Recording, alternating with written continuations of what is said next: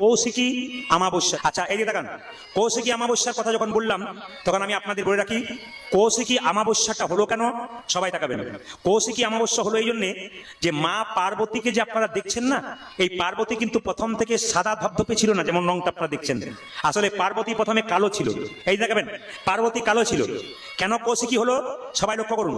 শুম্ভ নিশুম্ভ নামে দুজন অত্যাচারী ওষুধ ছিল, তারা ব্রহ্মার কাছে ধ্যান করলো। ব্রহ্মা বললো, শুম্ভ নিশুম্ভ কি চাও? বলে অমরত্ব দাও। অমরত্ব দেবতাদের, তোমাদের নয়, তোমরা তো অসুর। আর কি চাও বলো? তবে একটা আশীর্বাদ করলাম। ব্রহ্মা বললো, তোমাদেরকে কোনো পুরুষ মারতে পারবে না। টাকা মায়েরা, তোমাদের দুজনকে কোনো পুরুষ মারতে পারবে না, তবে মারতে পারবে একটা কুমারী দেবী। এখন শুম্ভ নিশুম্ভ মনে মনে বলছে, পুরুষ মারতে পারে না, মেয়ে মারতে পারবে? মাথা খারাপ। তারপর কুমারী দেবী হাতে করে ছুড়ে দেবো, মারতে পারবে। এখন সেই অহংকারে মত্ত হয়ে স্বর্গরাজ্য থেকে দেবতাদেরকে তাড়াতে শুরু করলেন। এখন ব্রহ্মা দেখলেন আমার বরে বলিয়ান হয়ে এরা দেবতাদের সঙ্গে লড়াই করতে শুরু করেছে, এদের একটা ব্যবস্থা করা দরকার। কি করলো?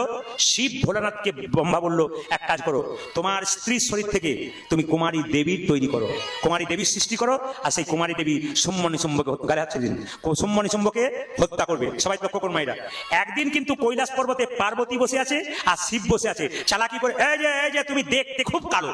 কাকে বলছে? স্ত্রীকে বলছে। আচ্ছা মায়েরা, আপনাদের ত্রিপুরাতে কোনো স্বামী স্ত্রী যদি বিয়ে হয়েছে, বিয়ে হওয়ার পর স্বামী খুব রংটা পরিষ্কার, স্ত্রী যদি খুব কালো হয়, তারপর যদি স্ত্রীকে বলে আমি কত ধবধবে সাদা, তুমি কোন কালো, একবার বলে দেখবেন কি হয়। পরের দিন থেকে খাবার দাবার সব বন্ধ হয়ে যাবে। মেয়ে কি বলবে? এই বিয়ে করেছিলে কেন? কে তোমাকে বিয়ে করতে বলেছিল? তখন থেকে শুরু করতে হতো, আপনারা বলবেন। কিন্তু পার্বতী তা বললো না। পার্বতীকে জেনে বললো, শিব বললো, দেখো আমার কাঁচা সোনার মতো গায়ের রঙা, তোমার রংটা কেমন? একবার কালো। যে না কালো বলেছে, পার্বতী রেগে গিয়ে ছুটে এক জায়গাতে ব্রহ্মার ধ্যান করতে শুরু করেছে। ব্রহ্মা বললো, দেবী তুমি কি চাও? বলছে আমি এইটাই চাই।